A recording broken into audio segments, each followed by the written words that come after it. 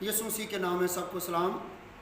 جب کہ آپ سبھی جانتے ہیں کہ کل عید پینٹیکوست کا دن ہے، کیونکہ عید پینٹیکوست کے دن روح القدس یعنی پاک روح 120 لوگوں کی جماعت پر نازل ہوا، اور وہ ہماری ابتدا تھی، کلیسیا کی ابتدا تھی۔ ہماری جو ابتدا ہے، ہمارا جو آغاز ہے مسیحیت کا یا ایمانداروں کا، تو وہ عید پینٹیکوست کے دن سے ہے۔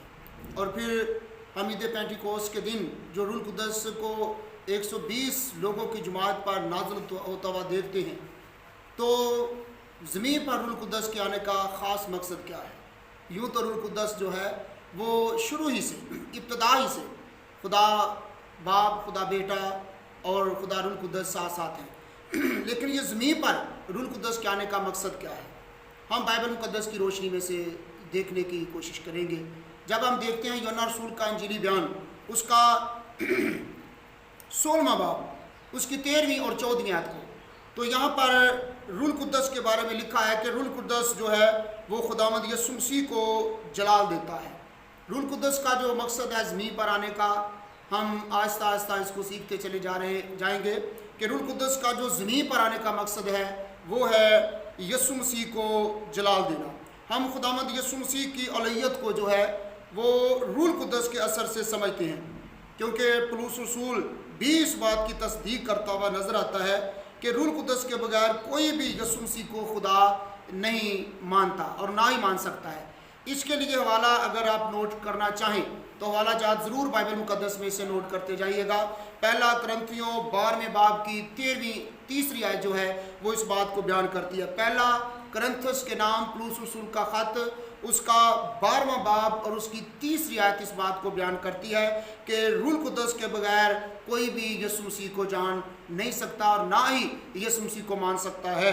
اور پھر یوحنا 16ویں باب کی 9ویں آیت کو جو ہے وہ یوں بیان کیا جا رہا ہے اس میں کہ روح القدس جو ہے وہ مجرم ٹھہراتا ہے۔ ہم اس ٹاپک کے بارے میں سیکھ رہے ہیں کہ اس زمین پر یا دنیا میں روح القدس کے آنے کا مقصد کیا ہے۔ تو ہم دیکھنے کے لیے جاتے ہیں کہ روح القدس جو ہے وہ خصوصاً ایسے لوگوں کو مجرم ٹھہراتا ہے جو یسوع مسیح کو قبول نہیں کرتے، جو یسوع مسیح کو اپنی زندگی میں اپنا شخصی نجات دہندہ نہیں مانتے، ایسے لوگوں کو جو ہے وہ روح القدس مجرم ٹھہراتا ہے۔ یوحنا 16ویں باب کی 9ویں آیت کے مطابق۔ پھر دوسرا جو دوم ہے وہ ہے روح القدس تمام دنیا کو یسوع مسیح کی راست بازی کو دل سے قبول نہ کرنے کی تلقین کرتا ہے۔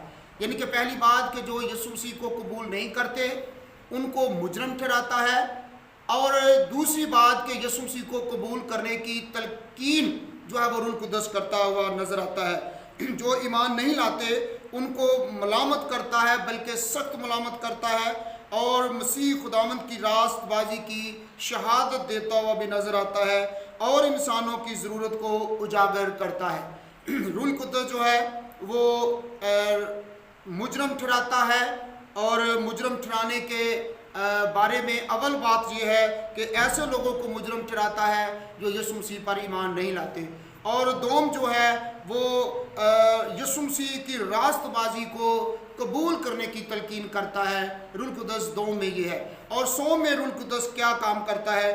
روح القدس کا جو مقصد ہے زمین پر یا دنیا میں آنے کا وہ ہے کہ روح القدس ہمیں آنے والی عدالت کے بارے میں خبردار کرتا ہے، جو کہ گناہ آلودہ زندگیوں کو نجات اور تبدیلی کی ضرورت کو سمجھنے کے لیے ایک طاقتور آلہ ہے۔ اور اس لیے یسوع مسیح کو جلال دینے اور گنہگار کو مجرم ٹھہرانے کے بعد روح القدس اس کو نئی پیدائش حاصل کرنے کا تجربہ فراہم کرتا ہے۔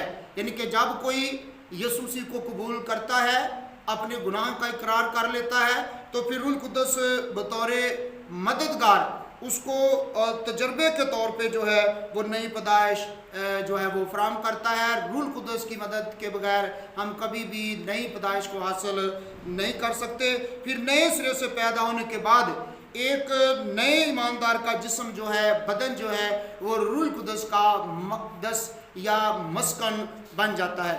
اس طرح سے روح القدس کا اس زمین پر یا دنیا میں آنے کا مقصد یا مقاصد کے بارے میں ہمیں اور آگے بڑھنے کی ضرورت ہے۔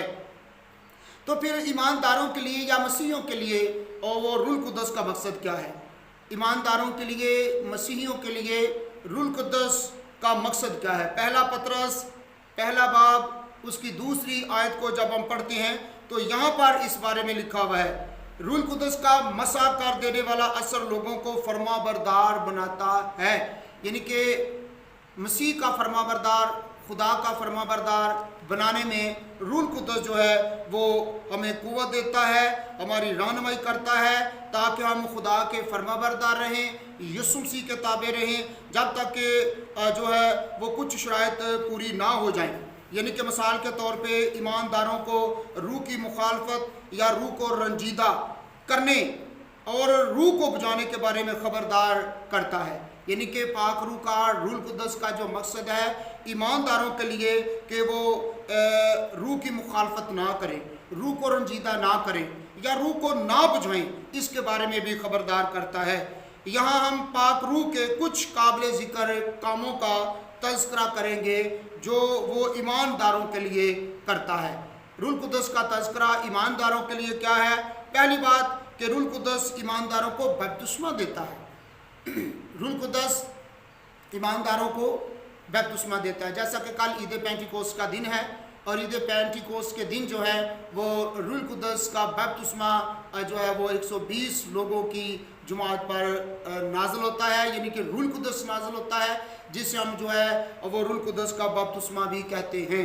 اور پھر اس طرح روح القدس کا بپتسمہ ایک غیر معمولی تجربہ ہے جو انسان کی توبہ کے وقت وقوع پذیر ہوتا ہے۔ یعنی کہ جب ہم یسوع مسیح کو قبول کرتے ہیں، اپنے گناہوں کا اقرار کرتے ہیں، ایمان لاتے ہیں، سچی توبہ کرتے ہیں انجیل کے مطابق، تو پھر روح القدس جو ہے وہ ہمیں مل جاتا ہے۔ یعنی کہ روح القدس کا بپتسمہ جو ہے وہ ہم حاصل کر لیتے ہیں جب ہم توبہ کرتے ہیں، جب ہم یسوع مسیح کو قبول کرتے ہیں، جب اپنے گناہوں کا اقرار کرتے ہیں۔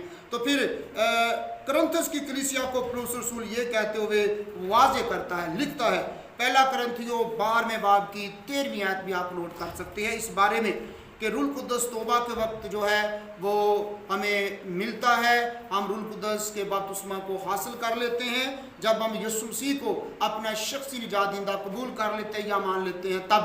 اور پھر اس طرح سے اس کے بعد ایماندار کا جسم جو ہے وہ روح القدس کا مسکن یا مقدس بن جاتا ہے۔ اس کے لیے حوالہ نوٹ کریں، پہلا کرنتھیوں کے نام پولس رسول کا خط، یعنی کہ پہلا کرنتھیوں اس کا 3 باب اس کی 16ویں اور اس کی 17ویں آیت کے مطابق، پہلی بات کہ روح القدس کا بپتسمہ اور پھر روح القدس جو ہے وہ ایمانداروں کی گاہے بگاہے جو ہے وہ مدد کرتا رہتا ہے۔ یوحنا 14ویں باب کی 16ویں آیت کے مطابق کہ روح القدس جو ہے وہ ایمانداروں کی، خدا کے لوگوں کی جو ہے وہ مدد کرتا رہتا ہے، کہ یہ نہیں کہ ایک بار مدد کرتا ہے، وہ مسلسل مدد کرتا رہتا ہے اور روح القدس کی مدد سے جو ہے وہ ایماندار آگے بڑھتا رہتا ہے۔